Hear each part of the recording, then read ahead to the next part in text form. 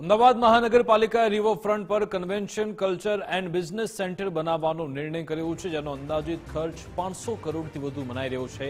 પાલડી, ટાગોર અને સંસ્કાર કેન્દ્ર ખાતે આ convention culture and business centre બનાવાશે, જેમાં 4000 ચોરસ મીટર એક્ઝિબિશન હોલ, 20 જેટલા મીટિંગ રૂમ, 300 હોટલ રૂમ, 1000થી વધુ ગાડી પાર્ક થઈ શકે તેવું વિશાળ પાર્કિંગ તૈયાર કરાશે।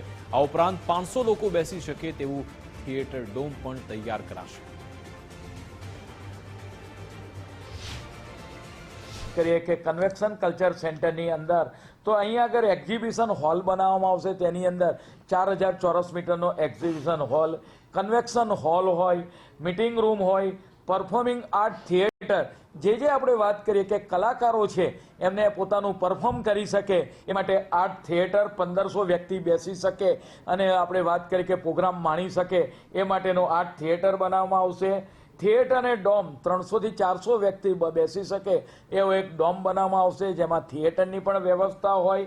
એમપી થિયેટર મહાનગરની અંદર વસ્ત્રાપુર ખાતે એમપી થિયેટર આવેલું છે, તેવું જ એમપી થિયેટર એનથી અદ્યતન કક્ષાનું રિવરફ્રન્ટ પર લગભગ આપણે વાત કરીએ કે 600 થી 800 વ્યક્તિ બેસી શકે તેવું એમપી થિયેટર।